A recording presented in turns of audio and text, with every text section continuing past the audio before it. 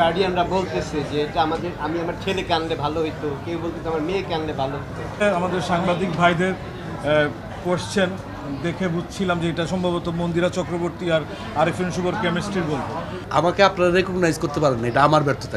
অবশ্যই কানেক্ট করতে পারতে বিধায়ী তো গার্ডিয়ানরা বলতেছে যে এটা আমি আমার ছেলেকে আনলে ভালো হইতো, কেউ বলতেছে আমার মেয়েকে আনলে ভালো হতো।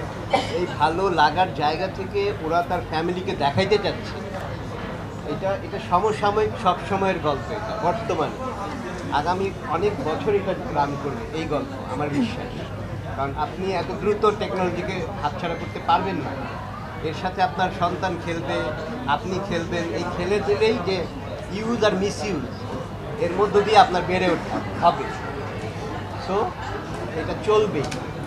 তো এই এই এই মেসেজটাই আমরা মূলত এই সিনেমায় দেওয়ার ট্রাই করছি, যার কারণে অডিয়েন্সও খুব ভালোভাবে অ্যাকসেপ্ট করছে, বের হয়ে সেটার প্রতিক্রিয়া জানাচ্ছে। সেটা আমাদের জন্য অনেক বেশি বড় পাওয়া, যার কারণে আগামীতে আমাদের হল বাড়ছে, শো বাড়ছে।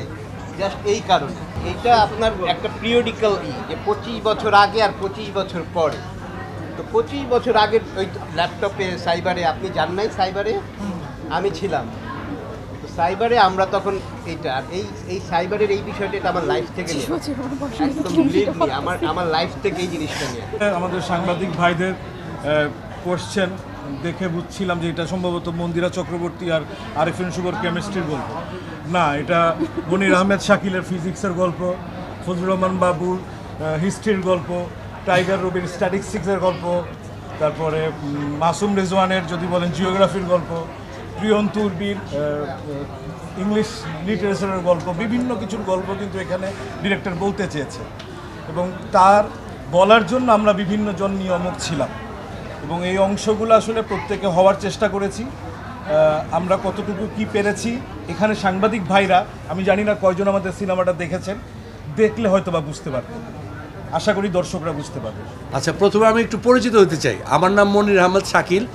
আমি দীর্ঘ 14-15 বছর যাবৎ রেগুলার ছবি করছি। আমাকে আপনারা রেকগনাইজ করতে পারেন, এটা আমার ব্যর্থতা। কারণ আমি ওই বিভিন্ন গেট আপ টেট আপ নেই, তো তারপর যখন রিয়েল গেট আপে থাকি তখন মানুষ মিলাতে পারে না।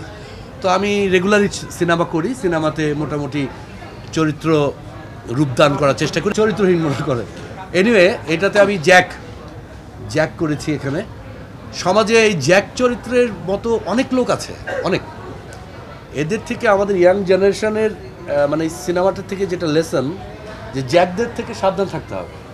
আমি যে চরিত্রটা করেছি তারা খুব ফেরোসাস হয়, তাদের থেকে সাবধান থাকতে হবে। এবং এই যে এখন রিসেন্ট আমাদের যে পরিমাণ ঘটনা ঘটছে এই সাইবার ক্রাইমের জায়গা থেকে, সেই সাইবার ক্রাইমের জায়গা থেকে আমি মনে করি প্রত্যেকটা টিনেজার বা আমরা যারা আমাদের বয়সী বা বাবা মা যারা আছে, জেনজি যারা আছেন, প্রত্যেককে হলে এসে এই সিনেমাটা মানে আমি দেখতে বলবো, অনুরোধ করব যে অনেক কিছু শিক্ষণীয় আছে।